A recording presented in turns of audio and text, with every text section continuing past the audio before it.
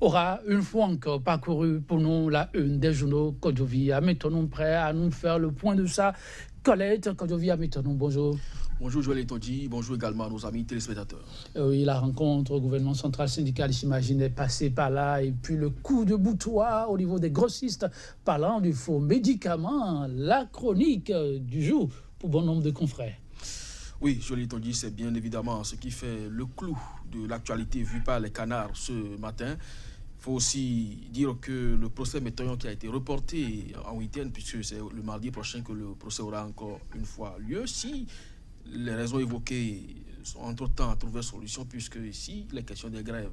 Donc si entre-temps il n'y a plus grève dans le secteur judiciaire, peut-être que Laurent Métoyon et co-accusés connaîtront aussi leur sort, au même titre que les grossistes et répartiteurs, au niveau donc du dossier dit de faux médicaments. Et si vous le voulez bien, on va y aller donc avec plaisir. Pour permettre aux téléspectateurs d'avoir donc une idée de la une de ces journaux. On démarre donc par la dépêche qui met donc en grand titre: dernière rencontre gouvernement syndicat, encore du pain sur la planche, et pour cause. À travers donc les colonnes du journal, vous en saurez davantage. Affaire des faux médicaments, 4 ans de prison ferme pour les grossistes répartiteurs, et puis mouvement de protestation des vacataires, la grève largement suivi. La nouvelle tribune, lutte contre la mauvaise gestion au CNCB, les inquiétudes de la défense sur la détention du fiscaliste Éric Ronguet, affaire Métoyon et compagnie, faux médicaments, 2 procès conduits dans la terreur.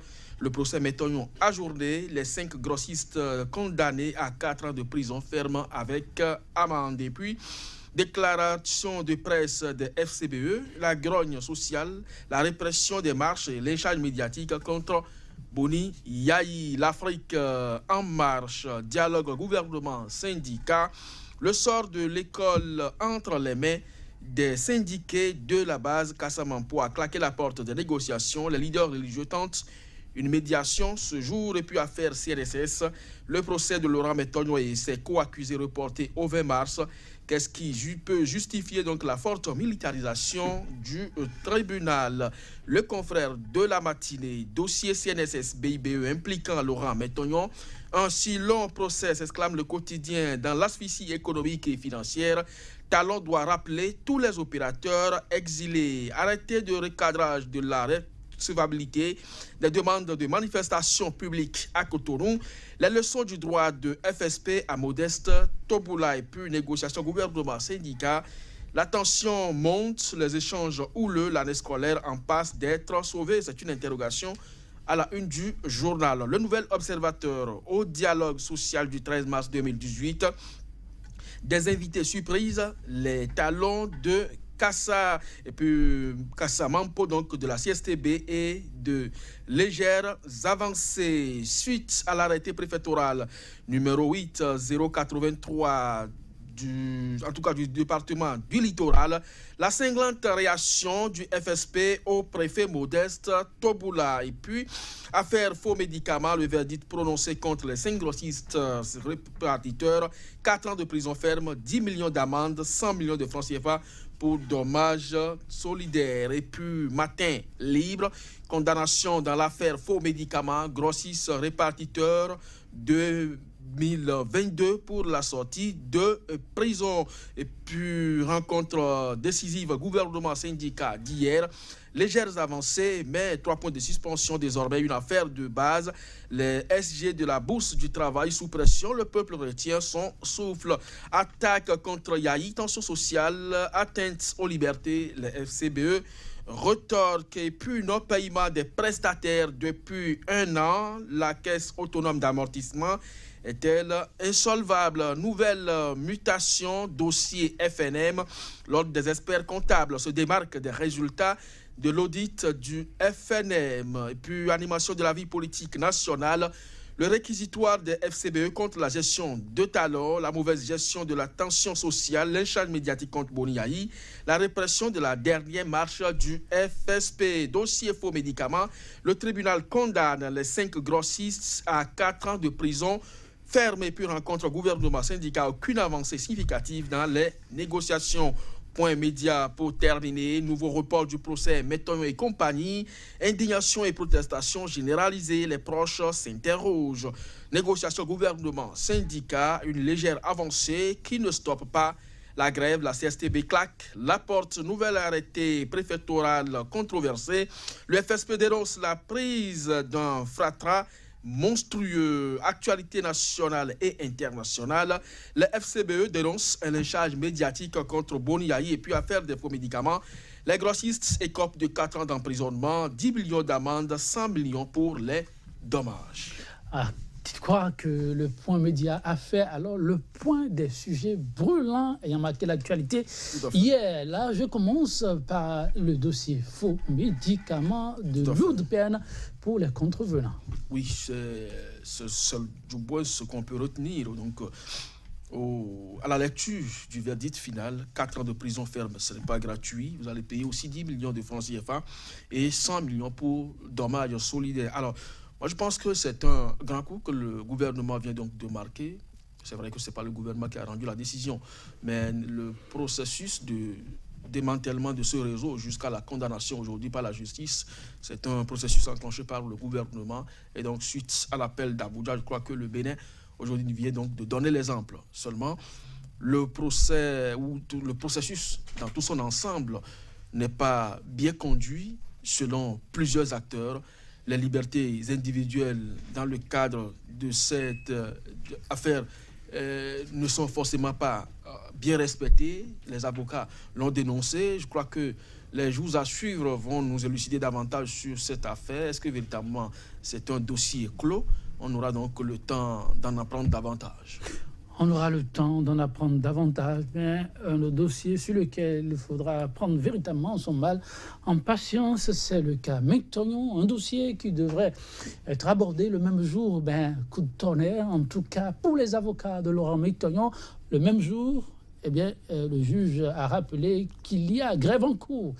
Et pour cette raison, il va falloir attendre mardi prochain pour savoir désormais quel sera le verdict du concerné. Oui, et c'est ce qui aura donc suscité l'indignation et la protestation généralisée. Et d'ailleurs, toutes mes excuses, dans cette affaire, vous allez constater que aussi bien les voies qui donnent accès au tribunal, tout comme la grande ville de Cotonou, ont été bouclées.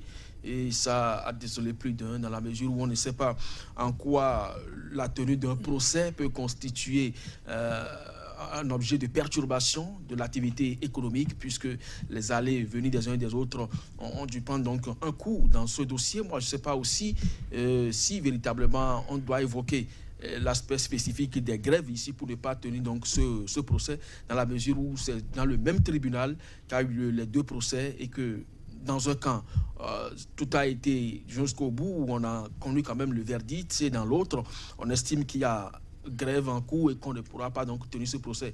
Donc tout porte à croire que effectivement les suspicions des uns et des autres sont fondées, seulement que les responsables au niveau du tribunal peuvent donner plus ample explications, mais de toutes les façons, les avocats de Laurent Métonio protestent, ses parents proches s'en sont indignés et de façon générale, on ne comprend pas véritablement ce qu'il y a au fond et derrière ce dossier. Qu'y a-t-il au fond derrière ce dossier? Les prochains jours, peut-être, mesdames, messieurs, vont les s'élucider. Avant de laisser Codevia Métonio partir, je fais un autre arrêt avec nouvelle mutation. La régie me dit que je peux évoluer. Eh bien, le parti FCBE a annoncé qu'il est de l'opposition et compte jouer jusqu'au bout son rôle. Ils ont donné encore de la voix. Animation de la vie politique nationale, ce fut un réquisitoire des FCBE contre la gestion talent, c'est ce que je dis à la une, la mauvaise gestion de la tension sociale. Vous avez rapporté tout ceci tout à l'heure, le lynchage médiatique contre Boni Yayi et la répression de la dernière marche du FSP. Ils ne font pas dans la dentelle, décidément. Non, mais vous savez, lorsque vous déclarez opposant, vous devez assumer pleinement. Et l'assumer pleinement, c'est donner de la voix dès que vous sentez que la cité est menacée. Et ici, tout ce que le parti, ils sont allés même au-delà de l'actualité nationale. béninoise pour apprécier également ce qui se passe au Burkina Faso, où ils appellent les uns et les autres à travailler davantage afin que la quiétude règne donc au sein de cette population. C'est la preuve que, au-delà donc de leur pays, le FCBE se réclame aussi un parti d'envergure africain. Alors cela dit, moi je pense que tout ce que les forces Kori pour un Bénin émergent ici ont dénoncé, c'est quand même vérifié. La répression de la dernière marche des forces Kori du Front pour le sursaut patriotique, tout le monde l'a condamné. Ça s'est passé justement à Cotonou, puisque sur toute l'étendue du territoire national, les gens ont marché parce que c'est déclaré une journée de protestation nationale.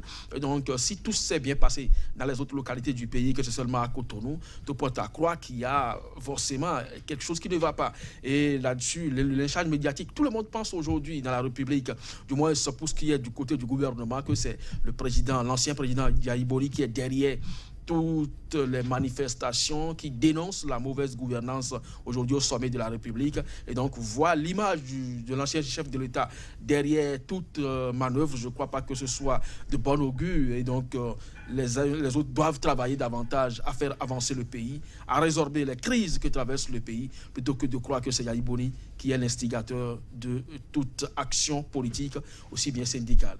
Merci à vous, que devient méthode. Mesdames, Messieurs, vous l'avez compris, ainsi, enfin, cet instant de revue des titres. On se retrouve demain, ce sera avec toujours le même plaisir pour d'autres titres à découvrir. À demain donc.